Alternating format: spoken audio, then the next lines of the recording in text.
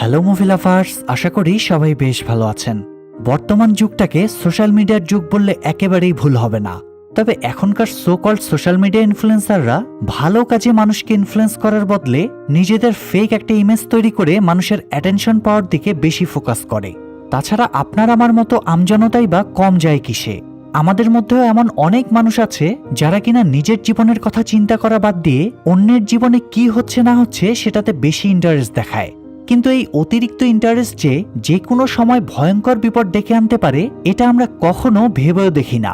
তো আজকে এমনই একটা ছেলের গল্প শেয়ার করব যে কিনা অন্যের জীবনের উপর অতিরিক্ত ইন্টারেস্ট দেখাতে গিয়ে একদিন সম্মুখীন হতে হয় ভয়ঙ্কর এক পরিস্থিতির।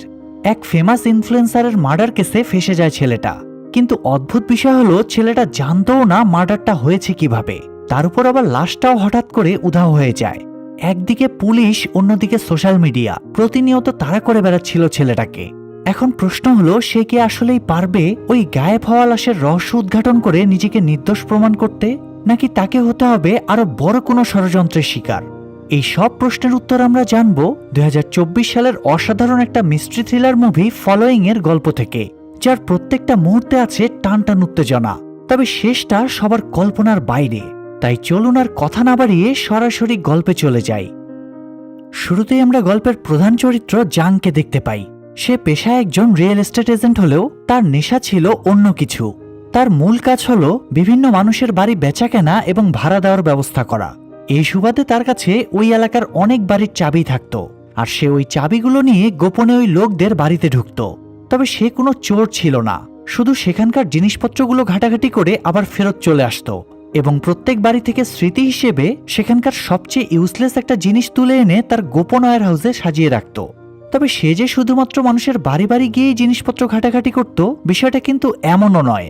সে রাস্তায় যাকেই দেখত তার প্রতি কৌতূহল তৈরি হতো, আর এই কৌতূহলই ধীরে ধীরে তার নেশায় পরিণত হয়। একদিন সে তার এক ক্লায়েন্টকে তার হাজব্যান্ডের সঙ্গে ঝগড়া করতে শোনে। মেয়েটার সন্দেহ ছিল তার হাজব্যান্ডের হয়তো বাইরে কোথাও অ্যাফেয়ার চলছে। তাই এই বিষয়টা খতিয়ে দেখার জন্য জাং সেদিন লুকিয়ে তাদের বাড়িতে চলে যায় এবং সেখানে থাকা একটা ভাঙা আলমারির মধ্যে একটা লাভ লেটার খুঁজে পায়, যেটা ওই ছেলেটার গার্লফ্রেন্ড তাকে দিয়েছিল। অর্থাৎ মেয়েটার সন্দেহ একেবারেই সঠিক, তার স্বামীর আসলেই কোথাও অ্যাফেয়ার চলছে। তবে সেটা নিয়ে জাংয়ের কোনো মাথা ব্যথা ছিল না। সে তো জাস্ট সত্যিটা জানতে এসেছিল, আর সেটা তার জানা হয়ে গিয়েছে। তাই সে সেখান থেকে চলে যায়, আর যাওয়ার আগে ওই ভাঙা আলমারিটাও ঠিক করে রেখে যায়। এটাও তার শখেরই একটা অংশ। যে বাড়িতে সে ভাঙা বা নষ্ট কোনো জিনিস দেখতে পেত, সেগুলো নিজের সাধ্য মতো ঠিক করে দিয়ে আসতো। এতে মানুষের উপকারও হচ্ছে, আর তার মনও শান্তি পাচ্ছে। মানে ঘরের খেয়ে বনের মোষ তাড়ানো আর কি। তো এভাবেই জাংয়ের দিনগুলো খুব ভালোই কাটছিল। তবে একদিন তার দেখা হয় একটা অদ্ভুত মেয়ের সঙ্গে। মেয়েটার নাম ছিল হান সারা। সে একজন সোশ্যাল মিডিয়া ইনফ্লুয়েন্সার। প্রথমে জাং সারাকে চিনত না, তবে একটা বিষয় তার নজর কাড়ে যে সারা সসেস খেতে খেতে তার প্রোফাইলে ডায়েট সালাদের পোস্ট করছিল। তার মানে সে সোশ্যাল মিডিয়ায় শো অফ করতে খুব পছন্দ করে। সেখান থেকে জাংয়ের মনে সারার প্রতি কৌতূহল জন্ম নেয়। সে প্রতিনিয়ত সারাকে ফলো করতে শুরু করে। সারার ইনস্টাগ্রাম প্রোফাইল চেক করে সে দেখতে পায় তার ব্র্যান্ডেড জিনিসপত্র কেনার আর দামি দামি রেস্টুরেন্টে খাবার খাওয়ার ভীষণ শখ। সে প্রায় বড় বড় রেস্টুরেন্টে যায় এবং দামি দামি ব্যাগ কিনে সেগুলোর ছবি তার প্রোফাইলে পোস্ট করে। এসব ছাড়াও জাং সারার আরও একটা দিক সম্পর্কে জানতে পারে। বিলাসবহুল জীবনযাপনের পাশাপাশি তার পশু পাখিরও অনেক শখ ছিল। তার প্রোফাইলে এমন অনেক কুকুর, বিড়াল এবং অন্যান্য প্রাণীর ছবি ছিল যাদেরকে সে খুব বাজে পরিস্থিতি থেকে রেস্কিউ করেছে। তার এই গুণের জন্য তার ফলোয়াররাও তাকে অনেক পছন্দ করে।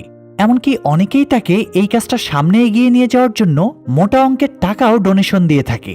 জাংয়ের কাছে বিষয়গুলো খুবই ইন্টারেস্টিং লাগে। সে যতই সারার ব্যাপারে জানছিল, ততই যেন তার কৌতূহল আরও বেড়ে যাচ্ছিল। একদিন সে দেখতে পায় সারা রাস্তার একটা খোঁড়া বিড়ালকে খাবার খাওয়ানোর চেষ্টা করছে, কিন্তু বিড়ালটা খাবার না খেয়ে সেখান থেকে পালিয়ে যায়, যেটা দেখে সারা বেচারির মনটা খারাপ হয়ে যায়। তখনও জাং তাকে ফলো করেই যাচ্ছিল। এভাবেই ফলো করতে করতে 3 মাস পার হয়ে যায়। ততদিনে জাং বুঝে গিয়েছিল সারার ভার্চুয়াল লাইফ তার রিয়েল লাইফ থেকে একেবারেই আলাদা, আর এটা জাংয়ের কৌতূহলকে আরও বাড়িয়ে দেয়। সে সারার ব্যাপারে জানার জন্য তার বাড়িতে ঢোকার চেষ্টা করে, কিন্তু দুর্ভাগ্যবশত পাসওয়ার্ড জোগাড় করতে না পারায় ভেতরে ঢুকতে পারে না। একদিন সে খুব কৌশলে সারার বাড়ির লকের উপর থেকে ফিঙ্গারপ্রিন্ট জোগাড় করে আনে, যাতে সেটার মাধ্যমে পাসওয়ার্ডের কম্বিনেশন তৈরি করা যায়। কিন্তু দুঃখের বিষয়, পাসওয়ার্ডের ডিজিট সংখ্যা এত বেশি ছিল যে জাংয়ের এই আইডিয়াটাও ফ্লপ হয়ে যায়। সে ভেবে পাচ্ছিল না কিভাবে সারার ব্যাপারে আরো জানতে পারে। তো এরই মাঝে একদিন সারা নিজেই তার কাছে একটা সুবর্ণ সুযোগ নিয়ে হাজির হয়। সে যেই বাড়িতে থাকতো সেখানকার চুক্তি শেষ হওয়ার আগেই সে বাড়িটা ছেড়ে দিতে চাচ্ছিল, কারণ তার অন্য একটা জায়গায় ট্রান্সফার হয়ে গিয়েছে। তাই সে বাড়িওয়ালার সঙ্গে যোগাযোগ করে জাংয়ের অফিসে গিয়ে তার বাড়ির কিকার্ডটা দিয়ে আসে, যাতে জাং ওই বাড়ির জন্য নতুন ভাড়াটিয়া খুঁজতে পারে। এত বড় একটা সুযোগ তো আর হাতছাড়া করলে চলবে না।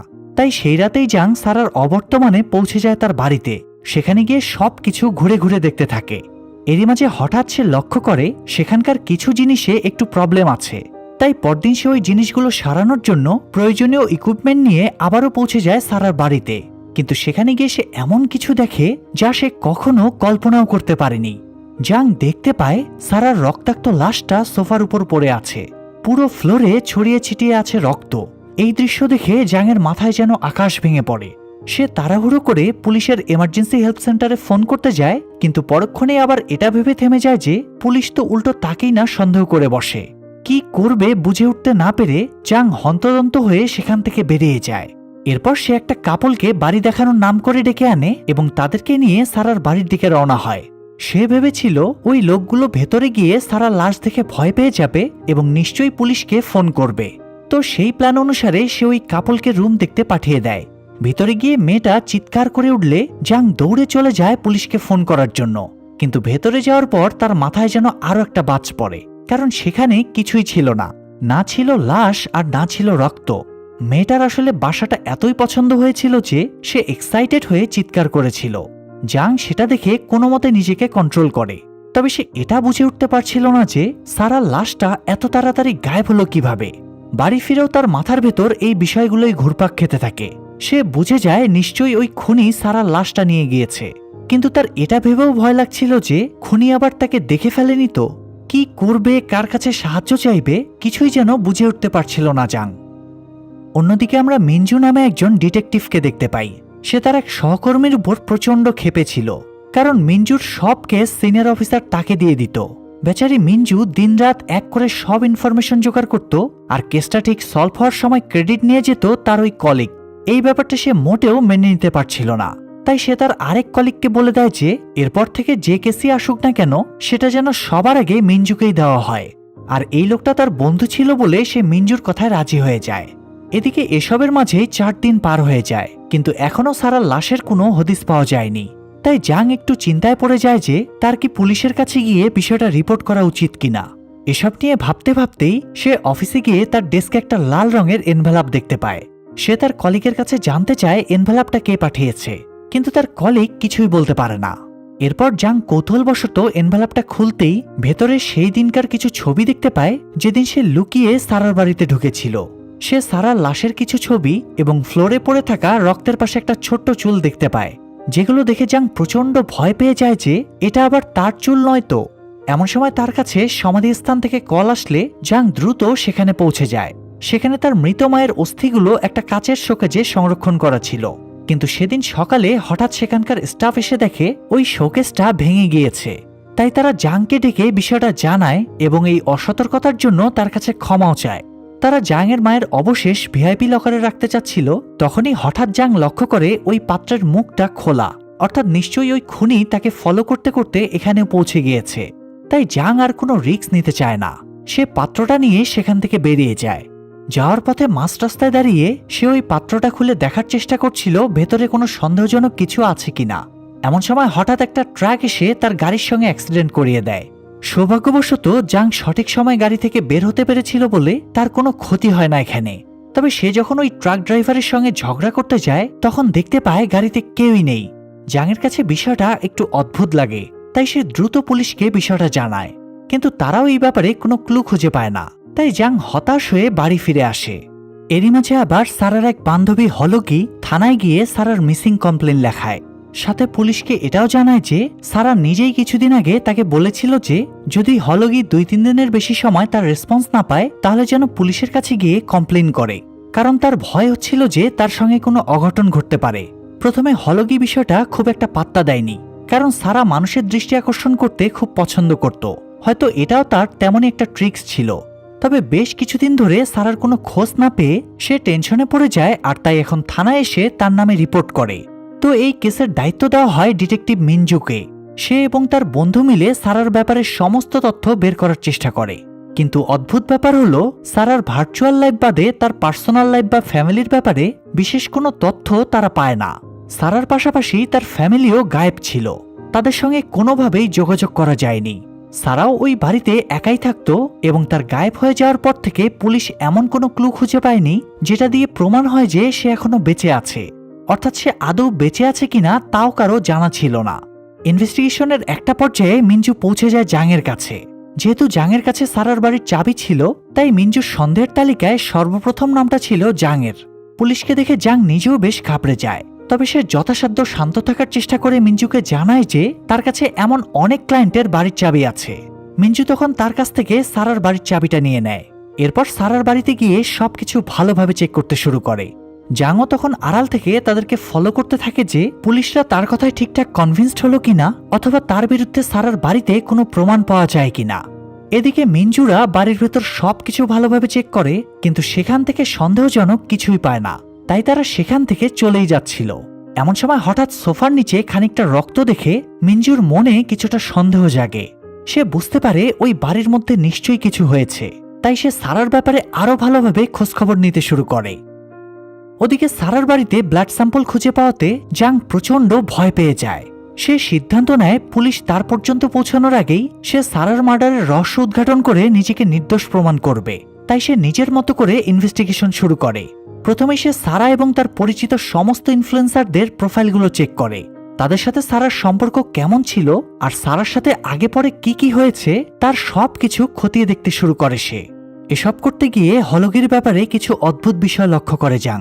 সে প্রায় সারার ভিডিওগুলোতে গিয়ে তাকে আজে বাজে কথা বলতো, এমনকি লাইভেও সারাকে মিথ্যুক বলে গালাগাল করত এবং হুমকি দিত যে সে সারার সত্যিটা সবাইকে জানিয়ে দেবে। তবে মজার ব্যাপার হলো, সে একদিকে নিজের ফলোয়ারদের সামনে সারাকে খারাপ প্রমাণ করার চেষ্টা করত, আর অন্যদিকে নিজেই সারার জামা কাপড়, তার স্টাইল সবকিছু কপি করত। ব্যাপারটা জাংয়ের কাছে একটু অদ্ভুত লাগে, তাই সে হলগির ব্যাপারে আরও জানার জন্য তার অ্যাড্রেস জোগাড় করে সোজা তার বাড়িতে পৌঁছে যায় এবং প্রতিবারের মতো এবারও চুপিসারে ভেতরে ঢুকে সবকিছু ঘাটাঘাটি করতে শুরু করে। সেখানে সে ঠিক তেমনই কিছু লাল রঙের এনভেলাপ দেখতে পায়, যেমন এনভেলাপ তাকে পাঠানো হয়েছিল। এরপর সে হলগির আইডি থেকে আরও একটা আইডি উদ্ধার করে, যেটার নাম ছিল বি উইথ ইউ। এই আইডি থেকে সারা এবং হলগি দুজনের ভিডিওতেই প্রতিনিয়ত কমেন্ট করা হতো। সেটা দেখে জাংয়ের মনে একটু সন্দেহ জাগে। তখন সে ওই আইডির মালিকের পেছনে পড়ে যায়।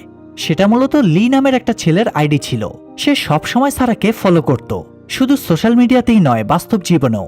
সারা যেখানেই যেত, যেই খাবার খেত, তার প্রত্যেকটা জিনিস কপি করত এই লি। সোজা কথায় বলতে গেলে সারার পাগল প্রেমিক ছিল সে। এসব দেখে জাংয়ের মনে সন্দেহ জাগে যে হয়তো লি আর হলগি মিলেই সারাকে মেরেছে। যেহেতু হলগি সারার খুব ভালো বন্ধু ছিল, তাই তার জন্য বাড়ির ভেতরে ঢুকে সারাকে মেরে সব এভিডেন্স মুছে ফেলা খুব কঠিন কাজ নয়। এসব ভাবতে ভাবতেই জাং বাড়ি ফিরে আসে। ভেতরে ঢুকতেই কারো উপস্থিতি অনুভব করে সে, কিন্তু কারেন্ট না থাকায় অন্ধকারে সে কিছুই দেখতে পাচ্ছিল না। তবুও সে হাতে একটা লাঠি তুলে নিয়ে ওই অজ্ঞাত ব্যক্তিকে হুমকি দিতে শুরু করে। এমন সময় হঠাৎ সে দরজায় কারো শব্দ শুনতে পায়। কেউ একজন দরজার লক খোলার চেষ্টা করছে। জাং সেটা দেখে ভীষণ ঘাবড়ে যায়। তবুও সে মনে সাহস নিয়ে জিজ্ঞেস করে বাইরে কে আছে, কিন্তু কোনো রেসপন্স পায় না।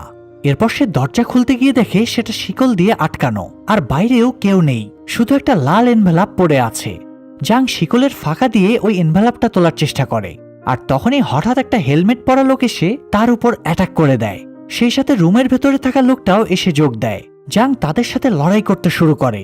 তাদের ধস্তাধস্তিতে একজনের হেলমেট খুলে গেলে দেখা যায় লোকটা আর কেউই নয়, বরং লি ছিল। সেটা দেখেই জাং কোনো মতে তাকে বাড়ির ভেতর লক করে রেখে সোজা থানায় গিয়ে ডিটেকটিভ মিঞ্জুকে সবকিছু জানায়। মিঞ্জু তখন জাংয়ের বাড়ির সিসিটিভি ফুটেজ চেক করে দেখে দুটো লোক লুকিয়ে তার বাড়িতে ঢুকছে। জাং তখন তাকে বলে যে এদের মধ্যে একজন হচ্ছে লি আর দ্বিতীয়জন নিশ্চয়ই হলগি, কারণ হলগি মনে মনে সারাকে হিংসা করত। তারা তো একজন আরেকজনের নামে কেসও করেছিল। তবে মিঞ্জু বিষয়টা মানতে চায় না, কারণ হলগি যদি সারাকে খুন করেই থাকে তাহলে তার জন্য মিসিং কমপ্লেন লেখাতে এসেছিল কেন। তখন জাং তাকে বোঝায় যে এগুলো হলগির প্ল্যানিং। সে নিজেকে পুলিশের সন্দেহ থেকে দূরে রাখার জন্য কমপ্লেনটা করেছে। জাংয়ের কথায় যেহেতু যুক্তি ছিল, তাই মিঞ্জু সেটা মেনে নেয়। কিন্তু সে এটা বুঝে উঠতে পারছিল না যে সারার খুনি জাংয়ের পিছনে পড়ল কেন। এ ব্যাপারে জাংকে জিজ্ঞেস করলে সে কোনো উত্তর দিতে পারে না।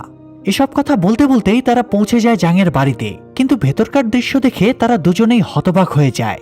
তারা দেখতে পায় জাংয়ের ড্রয়িং রুমে থাকা শোকেসটা ভেঙে গুঁড়ো গুঁড়ো হয়ে গিয়েছে, আর লিয়ের লাশ উপরে দড়ি দিয়ে ঝুলিয়ে রাখা হয়েছে। এটা দেখে মিনজু দ্রুত অফিসে ফোন করে এক্সট্রা টিমকে ডেকে পাঠায় এবং তাদের না আসা পর্যন্ত জাংকে কোনো কিছু স্পর্শ করতে নিষেধ করে। এমন সময় জাং ওই ভাঙাচোরা কাচের স্তূপের মধ্যে একটা লাল এনভেলাপ দেখে সেটা নিতে গেলে মিনজু তাকে বাধা দেয়। এরপর সে নিজেই এনভেলাপটা তুলে চেক করে। জাংয়ের খুব ভয় লাগছিল যে এই এনভেলাপের মধ্যে আবার তার বিরুদ্ধে কোনো প্রমাণ না থাকে, আর তার সেই ভয়ই সঠিক প্রমাণিত হয়। সেখানে ওই সমস্ত ছবি ছিল যেগুলো এর আগে জাংয়ের কাছে পাঠানো হয়েছিল। সেই সাথে একটা এক্সট্রা ছবিও ছিল যেখানে দেখা যাচ্ছিল জাং এবং লি বন্ধুর মতো কাঁধে কাঁধ মিলিয়ে দাঁড়িয়ে আছে। মিনজু এই ব্যাপারে জাংয়ের কাছে জানতে চাইলে সে ঘাবড়ে গিয়ে বলে যে সে এই ব্যাপারে কিছুই জানে না, এই ছবিটা নিশ্চয়ই এডিট করা। কিন্তু মিনজু তার কথা মানতে চায় না। তার মনে হচ্ছিল নিশ্চয়ই জাং লিয়ের সঙ্গে মিলে সারাকে মেরে ফেলেছে আর এখন ধরা পড়ার ভয়ে লিকেও হত্যা করেছে। তবে সেটা শুনে জাং বলে ওঠে যে সে এসব কিছুই করেনি। তাছাড়া সে যদি লিকে খুন করেই থাকতো তাহলে মিনজুকে কেন বাড়িতে ডেকে আনতো? তখন মিনজু জাংয়ের কথাগুলোই তাকে ফেরত দেয় যে সে নিশ্চয়ই পুলিশের সন্দেহের তালিকা থেকে নিজেকে দূরে রাখার জন্য এই কাজটা করেছে। জাং তখন বুঝে যায় মিনজু তার কথা বিশ্বাস করবে না, তাই সে সেখান থেকে পালানোর চেষ্টা করলে মিনজু তাকে আটকায়। তবে সেই সময় ভুলবশত জাংয়ের ধাক্কায় দেয়ালে আঘাত লেগে মিনজু অজ্ঞান হয়ে যায়। জাং বুঝে উঠতে পারছিল না সে এখন কি করবে, তাই সে দ্রুত এমার্জেন্সি হেল্প সেন্টারে ফোন করে। কিছুক্ষণের মধ্যেই মিনজুর টিম সেখানে পৌঁছে যায়, কিন্তু ততক্ষণে জাং সেখান থেকে পালিয়ে গিয়েছিল। অবশ্য পালানোর পর সে উপলব্ধি করতে পারে যে কাজটা করা তার ঠিক হয়নি। সে মিনজুকে সবকিছু বুঝিয়ে বলতে পারত, কিন্তু এখন পালিয়ে গিয়ে সে পুলিশের সন্দেহ আরো বাড়িয়ে দিয়েছে। এদিকে হলগিও জাংয়ের পিছনে একেবারে উঠে পড়ে লাগে। সে লাইভে এসে জাংয়ের নামে উল্টোপাল্টা কথা বলতে শুরু করে। সবার সামনে এটা প্রমাণ করার চেষ্টা করে যে সারার খুনটা জাংই করেছে। এখন ফলোয়াররা তো আর সিআইডির মতো কোনো মাথা খাটায় না, তারা মশলাদার কিছু শুনলেই সেটা বিশ্বাস করে নেয়, আর সেই বিশ্বাসটাই হলগি নিজের স্বার্থে কাজে লাগায়। ওদিকে জাং এসব দেখে আরো বেশি ফ্রাস্ট্রেটেড হয়ে যায়। কোনো কিছু না করেই বেচারা অপরাধের এক গোলকধাঁধায় ফেসে গিয়েছিল যেখান থেকে বেরোনোর কোনো রাস্তা নেই। কিন্তু চুপচাপ বসে থাকলে তো আর চলবে না, তাই সে খুঁজতে খুঁজতে লিয়ের বাড়িতে পৌঁছে যায় এবং সেখানে গিয়ে সবকিছু ভালোভাবে চেক করতে শুরু করে। সেখানে সে একটা চিরকুট খুঁজে পায় যেটাতে একটা অ্যাড্রেস লেখা ছিল, আর সেই সাথে বলা হয়েছিল ওই অ্যাড্রেসে জাংয়ের মায়ের অস্থি রাখা আছে। জাং তখন বুঝে যায় নিশ্চয়ই লি সেদিন সমাধিস্থানে গিয়ে ভাঙচুর করেছিল, তাই সে এখন দ্রুত ওই অ্যাড্রেসটায় গিয়ে খুব কৌশলে তার মায়ের অস্থিগুলো নিয়ে পালায়। এরপর পাত্রটা খুলে দেখে ভেতরে একটা রক্তমাখা চাকু রয়েছে। বলাই বাহুল্য যে এই রক্ত সারার, আর সেটার সাথে সেখানে আরো একটা চিরকুট ছিল যেখানে লেখা ছিল জাং আর কোনোভাবেই পুলিশের হাত থেকে পালাতে পারবে না, তার সময় শেষ। এটা দেখে জাং আরো বেশি টেনশনে পড়ে যায়। সে নিশ্চিত ছিল যে হলগি সবকিছু করছে, তাই সে রাগের মাথায় হলগির বাড়িতে গিয়ে তাকে জেরা করতে শুরু করে যে সে এসব কেন করছে। হলগি ওই সময় লাইভে ছিল। তার ফলোয়াররা জাংকে এভাবে হলগির উপর অ্যাটাক করতে দেখে নিশ্চিত হয়ে যায় যে হলগির কথাগুলোই সত্যি, হয়তো জাংই সারাকে মেরে ফেলেছে। আর এখন হলগি যেহেতু তার বিরুদ্ধে প্রতিবাদ করছে তাই তাকেও মারতে এসেছে। এটা নিয়ে সোশ্যাল মিডিয়ায় আরো বেশি তোলপাড় শুরু হয়। এদিকে জাং হলগির গলা টিপে ধরে তাকে বারবার জিজ্ঞেস করতে থাকে যে সে সারাকে খুন করেছে কেন। এই কথা শুনে হলগি বলে উঠে সে সারাকে খুন করেনি, সে শুধুমাত্র লিয়ের সঙ্গে সারার পরিচয় করিয়ে দিয়েছিল। আর এখান থেকেই গল্পের নতুন এক রহস্য সামনে আসে। মূলত লি শুরু থেকেই হলগিকে বিরক্ত করত, তাই সে খুব কৌশলে নিজেকে বাঁচানোর জন্য লিকে সারার পেছনে লেলিয়ে দেয়। তবে পরবর্তীতে সারা গায়েব হয়ে গেলে হলগির মনে সন্দেহ জাগে যে নিশ্চয়ই লি সারার সঙ্গে কিছু একটা করেছে, তাই সে গিয়ে পুলিশের কাছে কমপ্লেন করে দেয়। কিন্তু জাং তার কথা বিশ্বাস করতে চায় না। তখন হলগি তাকে জানায় যে সারা নিজেই তার পেছনে স্টকার লাগাতে বলেছিল, আর হলগি যে তার নামে সোশ্যাল মিডিয়ায় উল্টোপাল্টা কথা বলতো এটাও সারারই প্ল্যান ছিল। এতে করে সাধারণ মানুষের কাছে সারার একটা ভালো ইমেজ তৈরি হতো এবং তার ফলোয়ার আরও অনেক গুণ বেড়ে যেত। আর এই কাজের জন্য সারা হলগিকে টাকাও দিত। হলগি তখন প্রমাণস্বরূপ জাংকে একটা ছবি দেখায়, সেখানেও ওই লাল এনভেলাপ দেখে জাং এই ব্যাপারে হলগির কাছে জিজ্ঞেস করে। তখন হলগি জানায় ওই এনভেলাপগুলো সারার, সে প্রতিবার এমন লাল এনভেলাপেই টাকা দিত। জাংয়ের কাছে তখন ধীরে ধীরে সবকিছু পরিষ্কার হতে শুরু করে। সে বুঝতে পারে এই সব কিছুর পেছনে অন্য কারো নয়, বরং সারার নিজেরই হাত রয়েছে। সে নিজেই ফলোয়ারদের সিম্প্যাথি পাওয়ার জন্য এই পুরো নাটকটা সাজিয়েছে, আর এখন নিশ্চয়ই কোথাও গা ঢাকা দিয়ে আছে।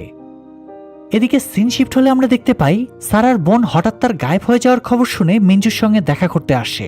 তার কাছ থেকে মিঞ্জু সারার অতীত সম্পর্কে কিছু অদ্ভুত তথ্য জানতে পারে। সারার বোন জানায় যে সারা আসলে একটা সাইকো। ছোটবেলা থেকেই মানুষের অ্যাটেনশন পাওয়ার অদ্ভুত একটা আকাঙ্ক্ষা কাজ করত তার মধ্যে। এই কারণেই ফলোয়ারদের কাছ থেকে সিম্প্যাথি পাওয়ার জন্য সে তার মানসিক ভারসাম্যহীন ভাইকে একজনের কাছে বিক্রি করে দেয়। এতে তার বাড়ির লোকেরা রেগে গিয়ে তাকে বাড়ি থেকে তাড়িয়ে দেয় এবং তার সঙ্গে সমস্ত সম্পর্ক নষ্ট করে দেয়। আর সেখান থেকে শহরে এসে সারা একটা সুন্দর জীবন কাটাতে চেয়েছিল, কিন্তু সেটার জন্য পর্যাপ্ত টাকা তার কাছে ছিল না। তাই সে একটা নাইট ক্লাবে পার্ট টাইম কাজ করতে শুরু করে, কিন্তু সেখানেও মানুষের কটু কথা আর কুদৃষ্টি তার মনকে বিষিয়ে তোলে। সেই সময় তার সুখের একমাত্র ঠিকানা হয়ে দাঁড়ায় তার সোশ্যাল মিডিয়া অ্যাকাউন্ট। সে মানুষকে ইমপ্রেস করার জন্য লাক্সারি লাইফ মেনটেন করতে শুরু করে। সুযোগ পেলেই সে তার বান্ধবী অথবা অচেনা কোনো মানুষের কাছ থেকে দামি দামি ব্যাগ নিয়ে ছবি তুলে পোস্ট করতে থাকে, কিন্তু তাতেও তার ফলোয়াররা ঠিক খুশি হতে পারে না। একটা পর্যায়ে সে প্রচন্ড ফ্রাস্ট্রেটেড হয়ে সুইসাইড করার সিদ্ধান্ত নেয়, কিন্তু ঠিক সেই মুহূর্তেই একটা নোটিফিকেশন এসে তার পুরো জীবনটাই পাল্টে দেয়।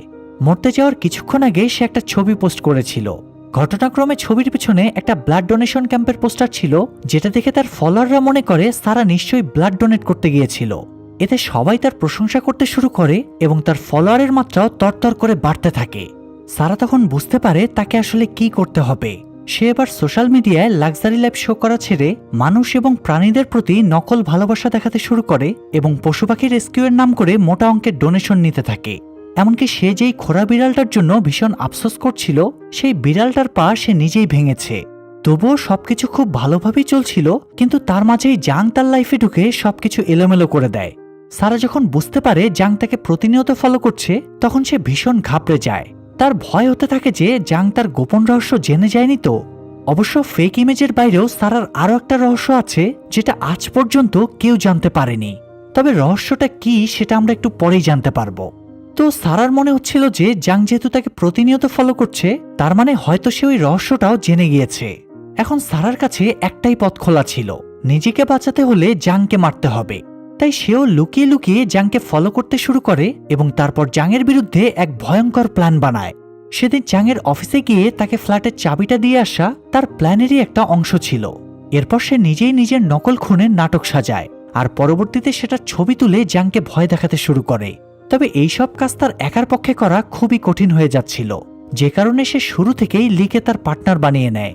এখন লি তো এমনিতেই সারার জন্য পাগল ছিল, তাই সেও আর ভাবে না যে এই কাজগুলো আদৌ সঠিক হচ্ছে নাকি ভুল। সারার প্ল্যানিং একদম সিম্পল ছিল। সে প্রথমে জাংকে ভয় দেখিয়ে তাকে একেবারে ফ্রাস্ট্রেটেড করে দেবে। এরপর একটা সময় জাংকে মেরে সবার সামনে এসে এমনভাবে নাটক করবে যেন এতদিন ধরে জাং তাকে নিজের গোপন আস্তানায় কিডন্যাপ করে রেখেছিল। তবে আজ সে জাংকে মেরে সেখান থেকে পালিয়ে এসেছে। এতে সে পাবলিকের সিম্প্যাথিও পাবে এবং তার রহস্য ফাঁস হওয়ার ভয় থাকবে না। অর্থাৎ এক ঢিলে দুই পাখি। কিন্তু আসল ঝামেলা তো তখন বাধে যখন জাং লিয়ের চেহারা দেখে ফেলে।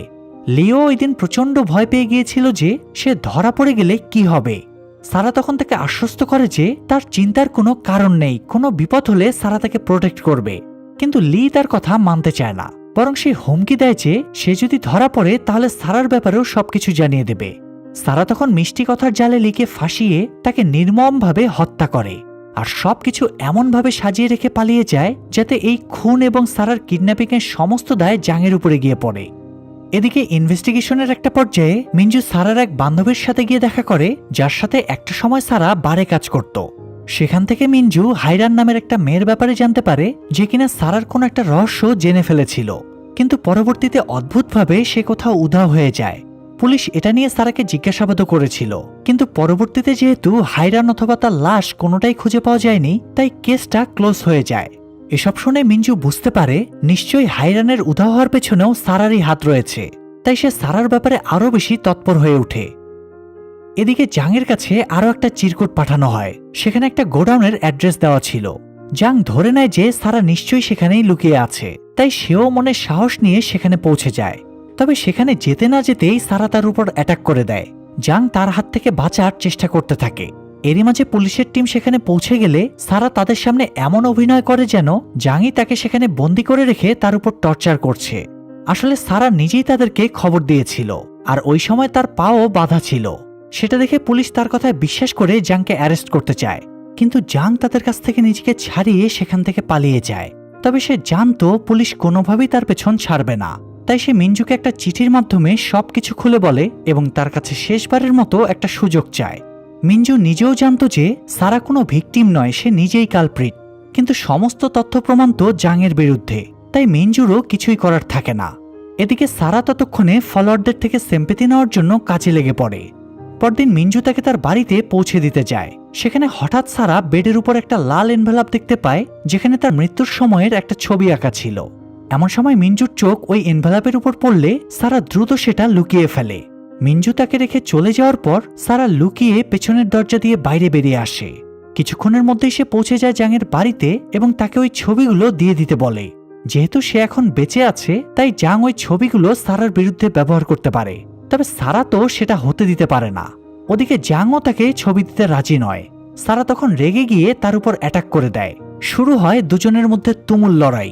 এরই মাঝে জাং তার কাছে লি এবং হাইরানের মার্ডারের ব্যাপারে জানতে চায়। তখনই আরও একটা রহস্য সামনে আসে। মূলত হাইরান নামের মেয়েটা জেনে গিয়েছিল যে সারা একটা সময় নাইট ক্লাবে কাজ করত। এটা নিয়ে সে সারাকে ব্ল্যাকমেল করতে শুরু করে। তাই সারা একদিন তাকে জঙ্গলের মধ্যে ডেকে তার মাথায় আঘাত করে তাকে মেরে ফেলে। এরপর ওই জঙ্গলের মধ্যেই তাকে পুঁতে রেখে বেরিয়ে যায়। ঘটনাক্রমে সেদিনও জাং তাকে ফলো করছিল, তাই সে এই সব কিছুই দেখে ফেলে।